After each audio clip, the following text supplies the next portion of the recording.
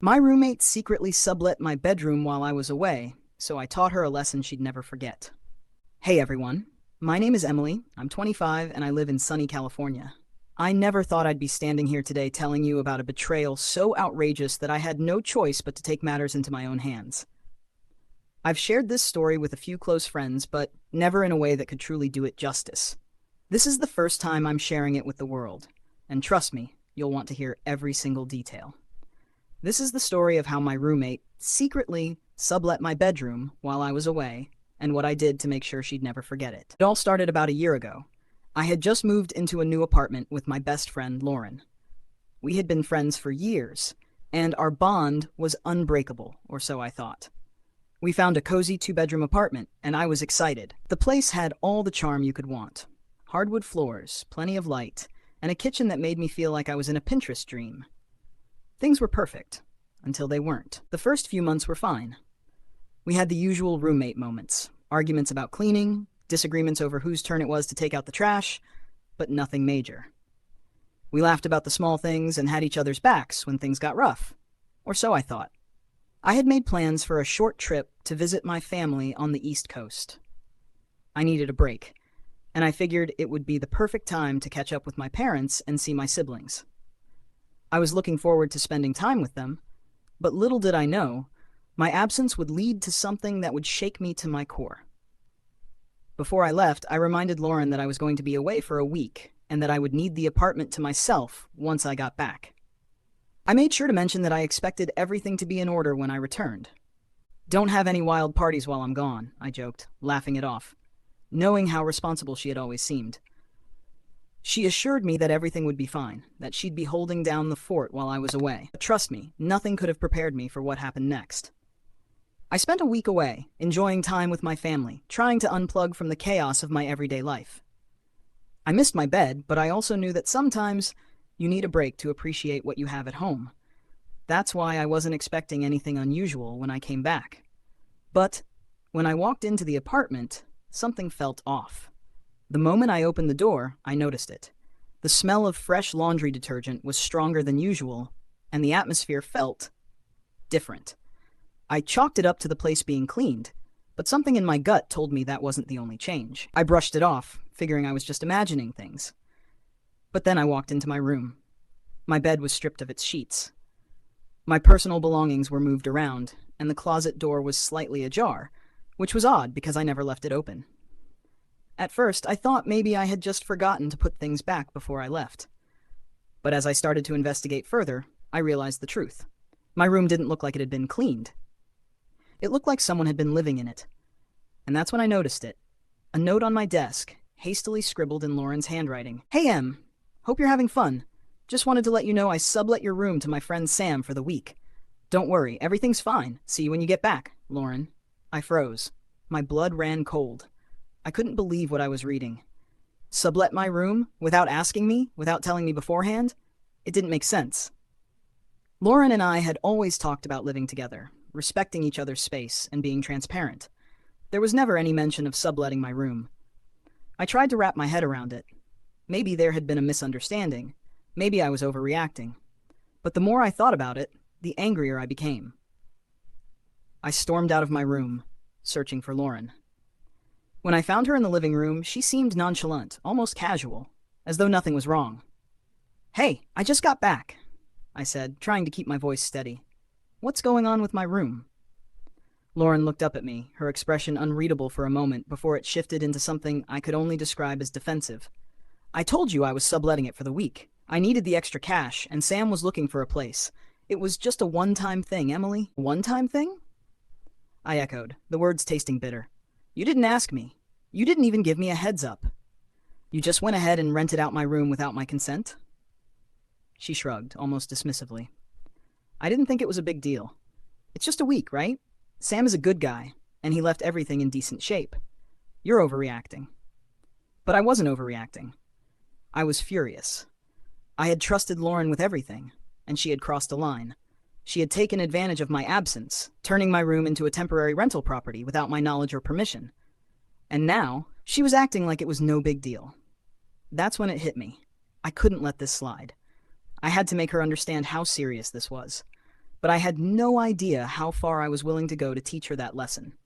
I didn't know it yet, but this was the beginning of a chain of events that would turn my world upside down. As the days went by, I couldn't shake the feeling of betrayal. It gnawed at me, eating away at the trust I'd built with Lauren. Every time I saw her, I couldn't help but think about what she'd done. She acted like nothing was wrong, as if renting out my bedroom without asking was just another casual decision in her life. But for me, it was a huge violation of the unspoken rules of living together. It wasn't just about the room, it was about respect. I spent the next couple of days stewing over what had happened. I couldn't just let this go. I needed to make it clear to Lauren that her actions were completely unacceptable, that there had to be consequences. The more I thought about it, the more I realized that I had to make sure she'd never do anything like this again. This wasn't something I could sweep under the rug or forget about. I spent a lot of time at home trying to decide how to confront her. I was still furious, but I knew I had to be careful in how I approached this. If I lashed out too quickly, things might escalate in a way I didn't want. So I decided to gather my thoughts first to make sure I didn't do anything rash. But that didn't mean I wasn't planning. Lauren and I shared a lot of the apartment's expenses, and up until this point, we had been splitting everything down the middle. Rent, utilities, groceries, everything. But now, things felt different. She had already shown me that she was willing to take advantage of me when it suited her. And that was something I couldn't overlook. I was determined to make her pay for her mistake. And not just financially, but in a way that would leave her thinking twice before doing anything like this again. One evening, after a long day of work, I found myself sitting at the kitchen table, scrolling through my phone. I came across a few posts about people who had successfully gotten revenge on roommates who had betrayed them in some way. One post caught my attention. A woman had hired a professional cleaner to go into her roommate's space and completely rearrange everything, leaving the roommate to face the chaos. Another story was about a person who had secretly thrown away all their roommate's things as a punishment. Some of these ideas made me laugh, but I quickly dismissed the extreme ones. I wasn't looking for revenge that would just leave a mess. I needed something that would send a message without causing lasting damage. That's when it hit me. If Lauren thought it was no big deal to rent out my room without asking, maybe it was time for her to understand what it would be like to lose that space completely. I could find a way to make her feel as helpless and frustrated as I had felt when I found out what she'd done. It wouldn't be petty. It would be a lesson. I started to plan. The next day, I went to the leasing office and made sure to grab a copy of our lease agreement. I read through the fine print and confirmed what I already knew. Subletting the apartment without permission was strictly against the rules. I wasn't sure if Lauren even realized this, but I was willing to bet she didn't care. She had broken the rules and acted as if I would never find out. But now, I had the leverage I needed. I began looking into my options. I could easily take this to the landlord, and she would likely be in trouble for violating the lease. I also considered contacting a lawyer, just to make sure I had everything covered. But as I sat with all these options, I realized there was one more thing I could do. Something that would make Lauren realize just how serious I was about this whole situation. The next time I saw Lauren, I took a deep breath, trying to calm the storm that was brewing inside me. She was sitting on the couch, watching TV like everything was fine. But it wasn't fine, and I wasn't about to let it go. "Lauren," I said, my voice calm but firm, "we need to talk." She turned to me, a look of confusion on her face. "About what?" "About what happened while I was gone." I replied, my eyes narrowing. "I found out you sublet my room without asking me first. And honestly, I'm furious." Lauren's expression immediately shifted, her eyes flicking to the side. "I already told you, Em, it was just for a week. Sam needed a place, and I thought it would be fine. I didn't think it was a big deal." "You didn't think it was a big deal?" I repeated, my anger starting to show through. "You rented out my space without my consent. That's not just a small thing, Lauren. That's a violation of trust. And you did it behind my back." "I didn't think you'd mind," she said almost defensively. "It's not like I was doing anything bad. I thought we were good." "No, Lauren, we're not good. You crossed a line, and I'm not going to just let this go."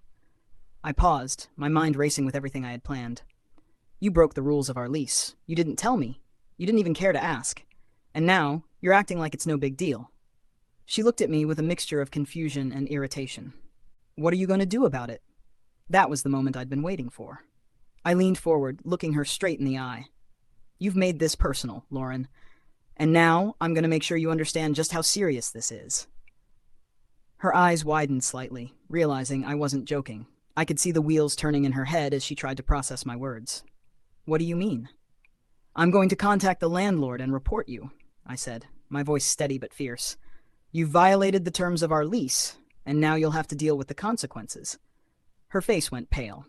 She opened her mouth to say something, but the words didn't come out. Instead, she just stared at me, her mouth hanging open in disbelief. That's when I knew I had won. For the next few days, the tension in the apartment was palpable. Lauren barely spoke to me, her eyes constantly avoiding mine whenever we passed each other in the hallway. It was like the air had thickened between us, each of us silently acknowledging the unsaid things. But for me, it wasn't enough to just threaten her with reporting the lease violation. I wasn't going to let her off that easy. This lesson was about making her understand the weight of what she'd done. It wasn't just a talking to kind of situation, it had to hit harder. I kept the pressure up by following through on what I said I'd do. I reached out to our landlord the very next day and explained the entire situation. I told them about how Lauren had rented out my bedroom without my permission, violating the lease. I made it clear that I wasn't asking for leniency and that I expected the landlord to take action. The landlord responded quickly, confirming that subletting without approval was indeed against the rules. They said they'd look into it. That was all I needed. Lauren was officially on their radar now. But I wasn't done yet. I still had one more thing I needed to do, something that would truly shake her up. I'd been thinking long and hard about it, and after weighing all my options, I realized there was only one way to teach her a lesson she'd never forget. It was time to hit her where it hurt. You see, Lauren was incredibly proud of her independence. She loved to flaunt how she managed everything herself, how she was self-sufficient, and how she never relied on anyone for anything. She was always quick to remind me that she didn't need my help, that she could handle things on her own. But there was one thing I knew about Lauren that she would never admit. She relied on me, whether she liked to acknowledge it or not. I decided to make things more uncomfortable for her. We shared a lot of household responsibilities, and while it was clear she wasn't going to budge on the fact that she wasn't apologizing for what she did, I figured the best way to bring the reality of her actions crashing down on her was by altering our dynamic. Just enough to make her realize that actions have consequences. So I started making changes around the apartment. I took on extra chores without mentioning it, making sure to do them in a way that reminded her I was contributing more than she was. I handled the bills, took the trash out without complaint, and made sure I was the one putting in the extra effort. Slowly but surely, I turned the tables. Lauren, of course, noticed. A week later, she cornered me in the kitchen. "Emily, what's your deal?" she asked, her voice thick with frustration. "You're acting all weird. What's with all the extra cleaning and doing everything around here?" "You don't have to play the martyr." I paused, letting her words sink in. There it was. That was the moment I had been waiting for. I turned to face her, my expression serious. "I'm not playing a martyr, Lauren. I'm just doing what I need to do to make this place work. Maybe you should try doing the same thing." Her eyes narrowed. "Is this about the room again? Because I told you it was just a week. I didn't think it was that big of a deal. It's not like you were here, right?" I could feel the heat building up inside me. I had been calm about this for days, but hearing her brush off what she'd done like it was nothing was the last straw. I stepped closer, keeping my voice steady but firm. "No, Lauren. It's not just about the room anymore.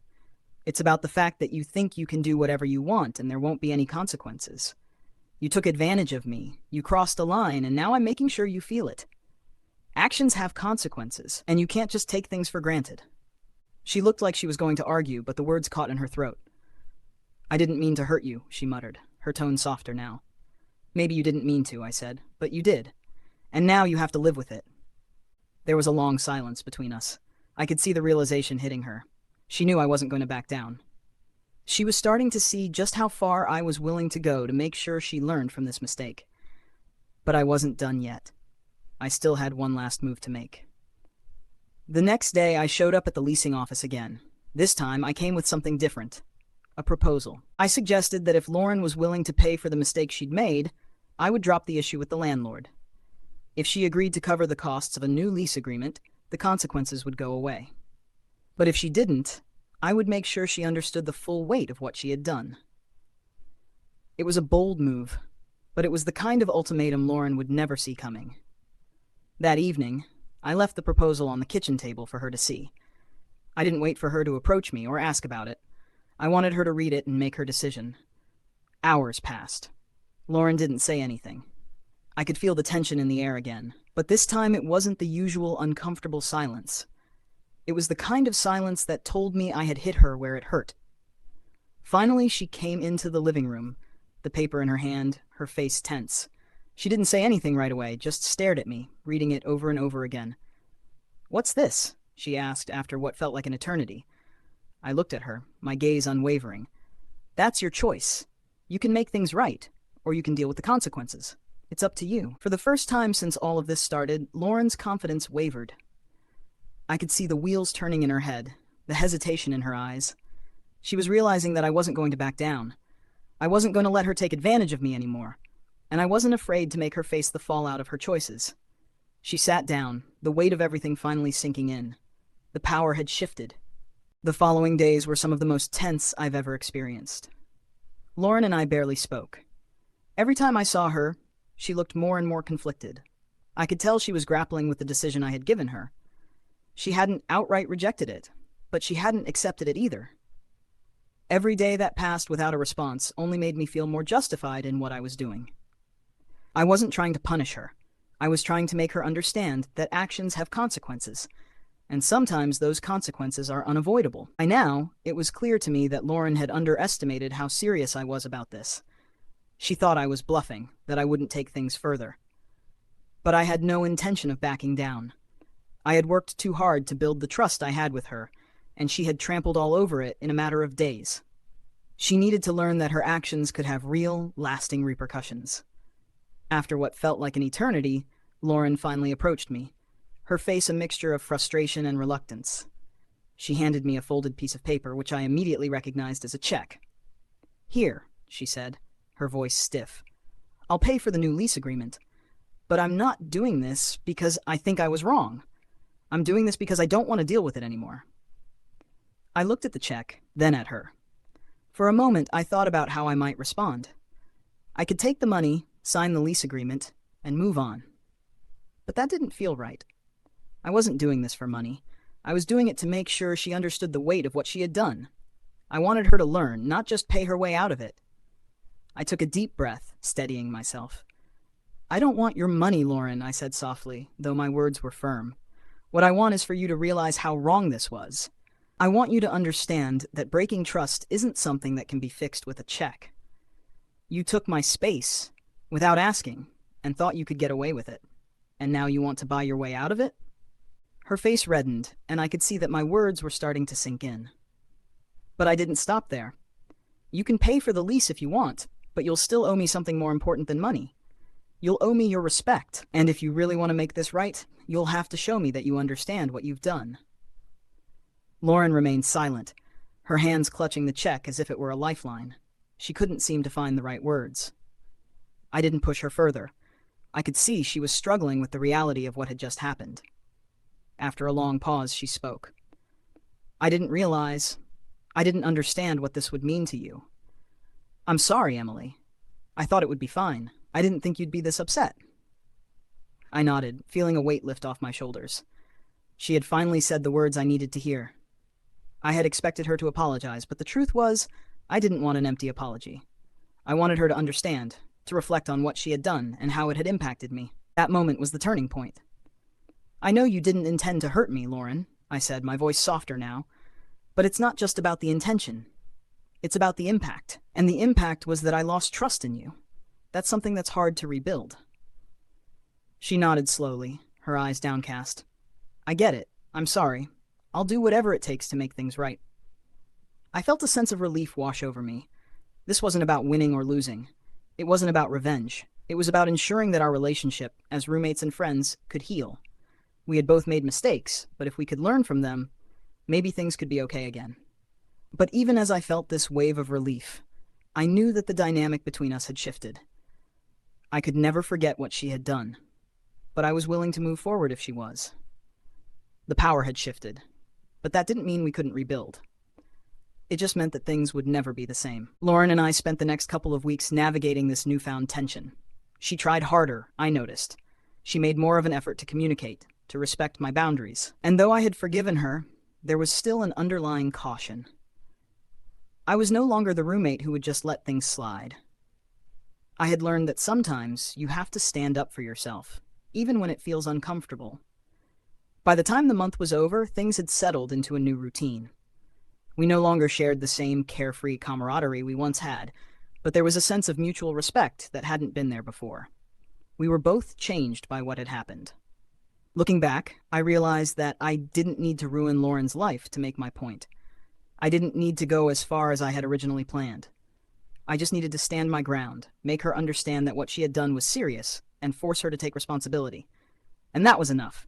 I had taught her the lesson I needed to, and in the end, I had done it with dignity. As for Lauren, well, she learned the hard way that trust, once broken, is not so easily repaired. So, let me ask you, have you ever had a roommate, friend, or even a family member take advantage of you like this? If you have, how did you handle it? What did you do when you realized someone close to you had crossed a line? I'd love to hear your stories in the comments below. If you've been in a similar situation or have advice to share, don't hesitate to join the conversation. And, as always, don't forget to like and subscribe for more content like this. See you in the next one.